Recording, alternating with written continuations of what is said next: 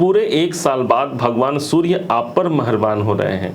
कारण ये है कि सूर्य भगवान जो कि आपके राशि के स्वामी होते हैं, सिंह राशि के अपने स्वामी होते हैं, यही आपके लग्न पर अर्थात आपके अपने राशि पर इनका गोचर हो रहा है। 17 अगस्त से लेकर के 17 सितंबर तक ये आपके राशि पर ही भ्रमण करेंगे।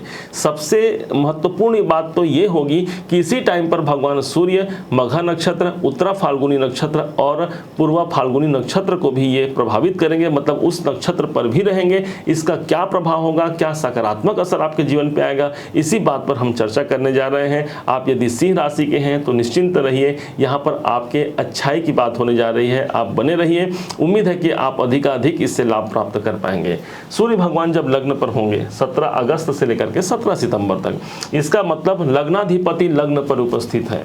इससे बेहतर और कुछ नहीं हो सकता। एक कॉन्फिडेंस की वृद्धि रहेगी, एक हमारे अंदर एक ऊर्जा का स्रोत रहेगा हमारे अंदर। सूर्य भगवान कौन है? स्वयं राजा है। हम भी इस समय पर किसी राजा से कम नहीं होंगे। राजा अपने प्रजा का पालन करता है, इसी प्रकार से ये बहुतों का इस टाइम पर आप पालन पोषण करने वाले हैं, या फिर ये माने कि दूसरों का आप हित करने वाले हैं। यही वो स्थान है जो हमारे शरीर का होता है। तो शरीर में यदि किसी कारण से अशांति है या हमारे मानसिक अशांति है, उन दोनों को भगवान सूर्य दूर करेंगे। कारण सिर्फ इतना है कि सूर्य स्वयं एक उजाला है जो सारे जगत को प्रकाशित करते हैं। जब आपके राशि स्वामी आपके अपने राशि पर आएंगे तो आपके जीवन को प्रकाशित करने से भला कैसे छूट सकता है? आप ये समझिए, ये जानिए, वो चूकने की स्थिति ही नहीं आएगी। सूर्य भगवान यहाँ पर समर्थ है आपको बलवान बनाने के लिए, आपको सामर्थ्यवान बनाने के लिए।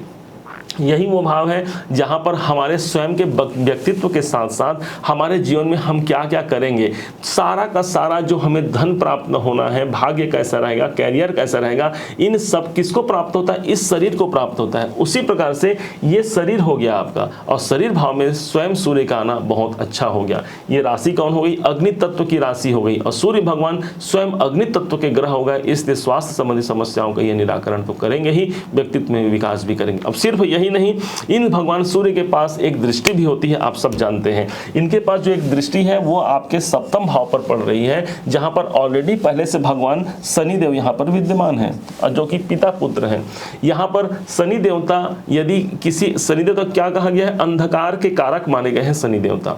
तो किसी कारण से यदि हमारे व्यापार में भी, हमारे दाम्पत्य जीवन में भी अंधकार की स्थिति है तो भगवान सूर्य की दृष्टि पड़ रही है, वहां पर एक उजाले का वातावरण बन सकता है, वहां पर हमें एक सकारात्मक परिवर्तन देखने को मिल सकता है इन 1 महीने में।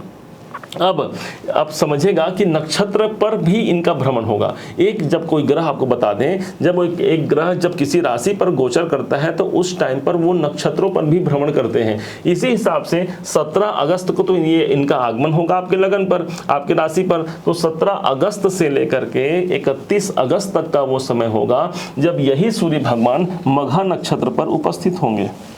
मघा नक्षत्र चूंकि केतु का नक्षत्र माना गया है मघा नक्षत्र को, और आप सब जानते हैं कि केतु अभी डिग्री वाइज इनकी कैपेबिलिटी कमजोर हो गई है। हमने एक वीडियो बनाया है, इसके पहले वो पोस्ट हुआ था, आप उसे देखिएगा, और आपने देखा भी होगा कि केतु अभी कमजोर है। इसलिए भगवान सूर्य अभी जब केतु के नक्षत्र पे होंगे तो केतु जहाँ उपस्थित है वहाँ के भी सारे के सारे एडवांटेज हमारे लाइफ में देखने को मिलेंगे।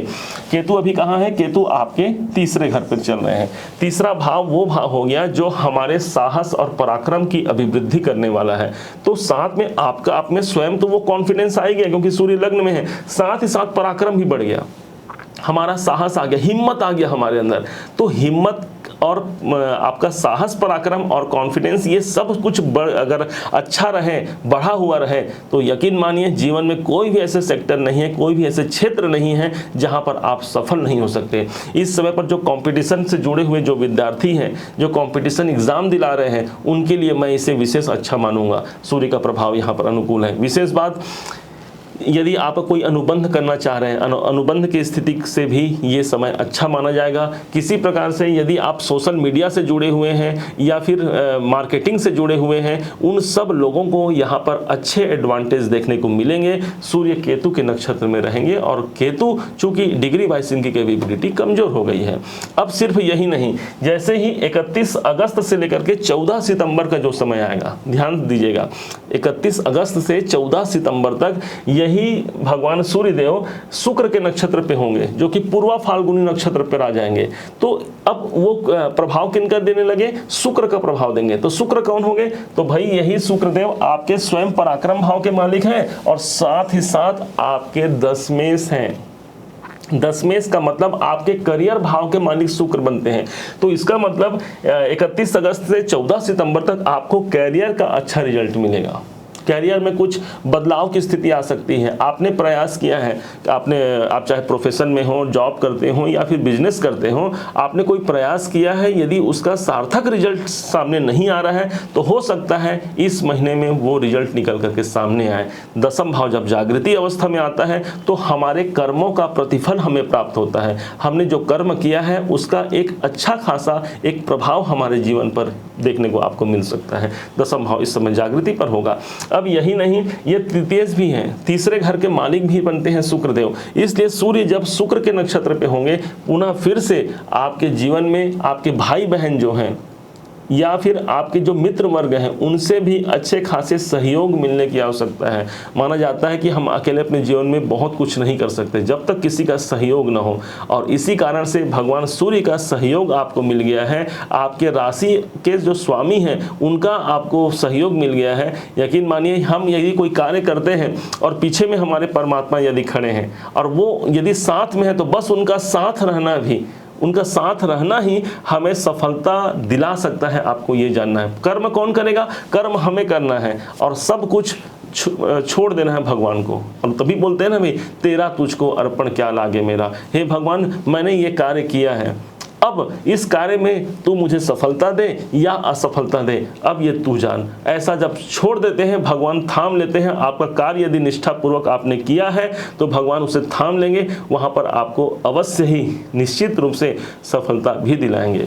अब जैसे ही 14 अगस्त से लेकर के 17 सितंबर का डेट आएगा, जिस टाइम पर ये सिंह में ही रहेंगे, इस टाइम पर क्या होगा? इस टाइम पर यही उत्तरा फाल्गुनी नाम के नक्षत्र पर इनका गोचर हो जाएगा। और उत्तरा फाल्गुनी नक्षत्र चूंकि सूर्य की अपनी स्वयं का नक्षत्र है, इसलिए फिर से आपका लग्न मजबूत हो गया। सारे कुंडली में, सारे गोचर में जब लग्न मजबूत हो जाता है तो यकीन मानिए हमारा सारा का सारा सिस्टम मतलब कि आपका धन भाव, आपके कैरियर, आपके भाग्य भाव, आपके स्वास्थ्य, रोग, ऋण, शत्रु, ये सब भाव मैनेज होने की संभावना काफ़ी हद तक पॉजिटिव हो जाती है।